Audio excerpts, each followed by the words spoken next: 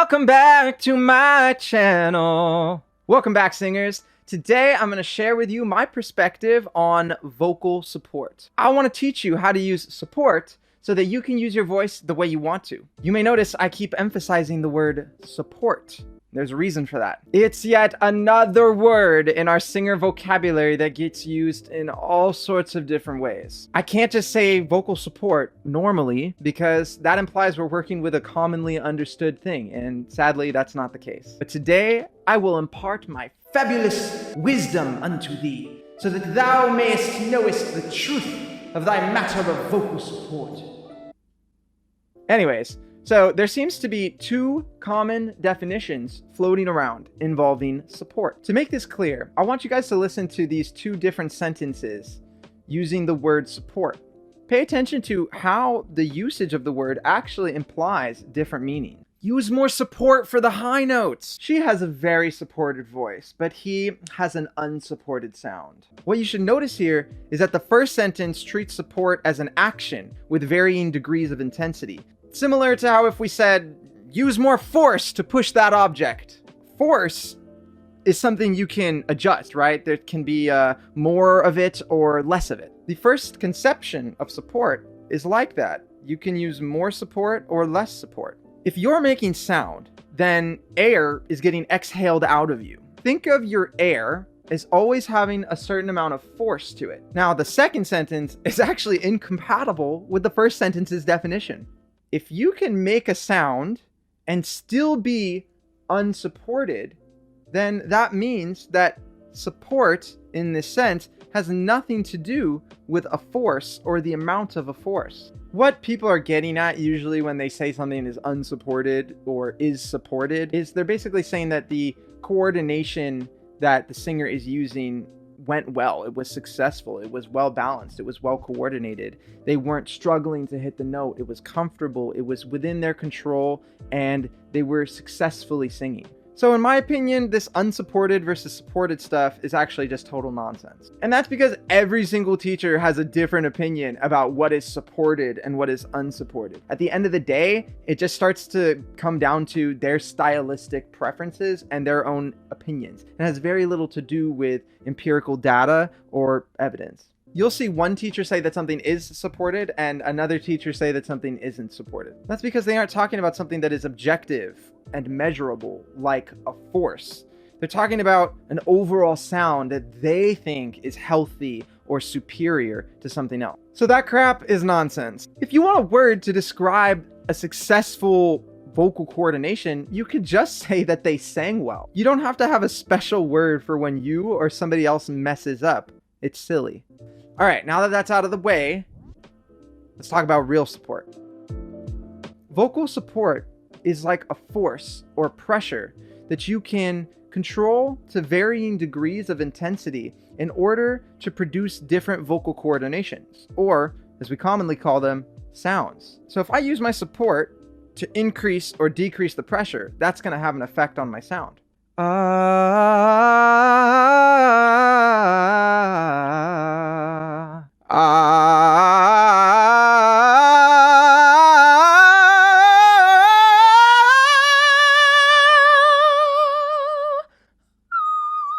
This pressure is generated on your exhale. You make this pressure by forcing the air out of your body and resisting that air with something. So think of it like you're gonna lift your arm up like this, right? And I've got very little resistance. Nothing is sort of in the way. This is like your exhalation when you just breathe. Right? So when we start to resist that air with something, in this case it's gonna be the vocal folds, it's like your arm holding back that air. So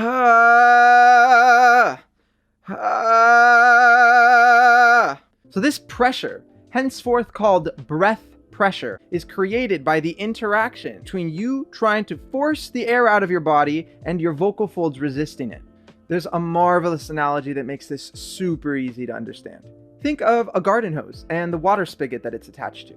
Now, when you turn the hose on and there's nothing blocking the end of it, a lot of water comes out really, really fast, right? But when you squeeze the end of the hose and create a resistor, the water starts flowing out much slower and the water shoots out much further. This is exactly how your voice works. Your respiratory system, which is controlling your exhale, is like that water spigot. So just like how you can turn the spigot to the right and allow the water to come out faster, you can actually do the same thing with the air in your body. You can push the air out faster. Your vocal folds are like the crimp that's resisting the water, except they're resisting the air that's getting pushed out by your respiratory system. Now, what happens when you turn the hose on high and you also crimp the end of it? The water shoots out very far and there's a lot of pressure built up inside the hose. It gets really, really tense and rigid. When you either decrease the amount of resistance, the crimping, or you turn the force of the water down by turning the spigot to the left, you create less pressure. And consequentially, the hose is going to get less tight and more flexible. Your body is the exact same way. Now, when you make a very tight sound with your voice, but you don't push a lot of air, your body is not going to be very tense. Now, is it? I mean, my body doesn't feel very rigid or stiff. It feels relatively relaxed. Now, when you make a very breathy sound, or even no sound at all, and you push the air out of you really, really fast, your body still isn't going to feel really, really tight from doing that. But when you push the air out and you resist that air with the vocal fold, you actually increase the breath pressure and create a stronger, louder sound. In a nutshell, that's how the whole thing works. So it's all on a spectrum. Just like how you can turn the water spigot, you can adjust the force of your exhale, and you can adjust the thing resisting that air, which is like the crimp on the hose. And this interaction between these two different things that you can control is what creates the feeling of breath pressure or support. So support is an action you can adjust with two main controls. Number one, compressing your torso and increasing the push of the air out of your body and providing more resistance or adduction at the vocal fold level. Now, that is an oversimplification because of something known as source filter nonlinearity, but we're going to pretend like that doesn't exist right now. Now, let's control that bod. There's many ways to do this, which is part of why you see many differing opinions on how to support. There's not enough time to go over everything in this little video, so I'm going to just go over one of the ways, and I'm going to leave you geniuses to extrapolate and comment below. On a sustained S, we're going to hold our breath out. Now, I want you guys to make sure you breathe in a nice deep breath, like you just smelled some tasty fried chicken. Oh. Now hold your breath and sustain a S for 5 seconds.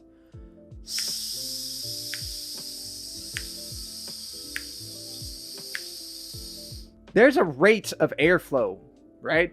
I mean that the air is getting exhaled out of you at a certain speed, right? So now I want you to increase that speed within the same time frame of 5 seconds.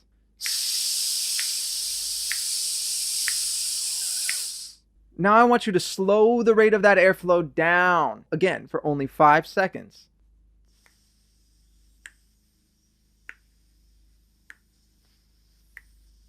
Experiment complete. What are the findings? Well, increasing the rate of airflow required way more physical energy. We had to muscularly engage and compress our torso region, and we ran out of air way faster. Slowing the rate of the airflow was pretty much the opposite. It was physically easier, the torso was hardly engaged, and we could sustain this for much longer. Now, if you didn't notice all of those things, I want you to go back and do the exercises again. So, what is increasing the rate of the airflow? Your torso compression. As the air gets pushed out more and more, you have to in turn squeeze and compress your torso more and more. As you near the end of your breath, your abs engage a lot. Now I want to show you guys how my sexy quarantine six-pack becomes much more pronounced as I get towards the end of my breath.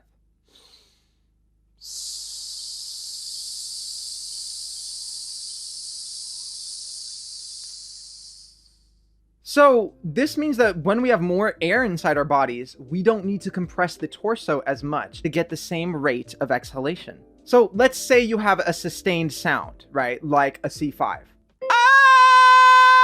The reason it gets harder to sustain the longer I hold it out is because I'm running out of air and my torso has to compensate by compressing! The reason that the sound gets harder to maintain as time passes is because we're losing air.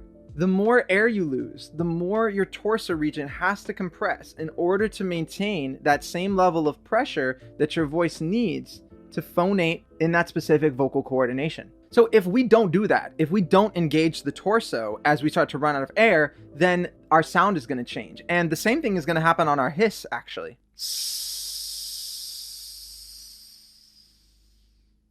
What I did on that last example was I didn't squeeze my body. I didn't compress my torso. And as a result, the rate of airflow dropped. As I start to run out of air, I need to start compressing my torso.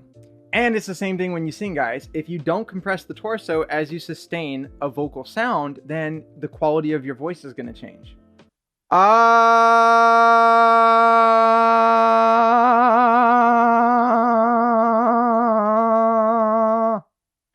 Now, when we are talking about making a sound, we're not just dealing with the rate of airflow anymore. Because we added another control to the equation, the resistor, which is our vocal folds, it's going to get a little bit more complex. But don't worry, just think of the water hose analogy and it's going to make sense. Just like when you turn the water pressure all the way up at the water spigot and you resist that with the hose, how the water shoots out very, very far and the hose gets very, very taut and tense. When you increase your torso compression and also resist with the vocal folds, you're going to get less air going out of you, a stronger sound, and a feeling of pressure inside your body, just like the hose. Now, to increase your breath pressure or vocal support, you have to compress your torso as if you're going to increase the rate of airflow like we did on our s, but you have to resist that air with the vocal folds. So imagine you're going to blow out a really strong shh, but you resist that with something. Ah! All right, let's make some noise. Going breathy to clear. I want you to notice what happens to the sound and the feeling in your torso. I want you guys to keep a hand on your solar plexus area, which is the squishy part of your abdomen or your upper abs just beneath your sternum. Push your fingers in a couple of inches on that spot, and I want you to see what happens when you go breathy to clear.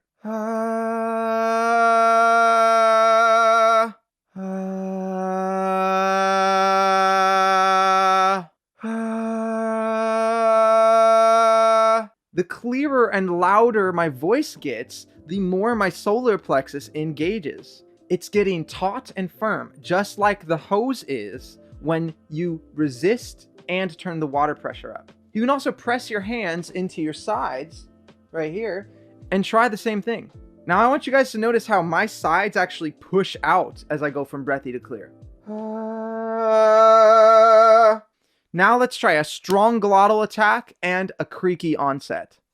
Hey, hey, hey, ah, ah, ah. You guys notice how my hands just get pushed out automatically? That's because both a glottal attack and a creaky onset create a lot of resistance at the vocal fold level. When you combine that with increasing the air pressure simultaneously, you get a lot of breath pressure.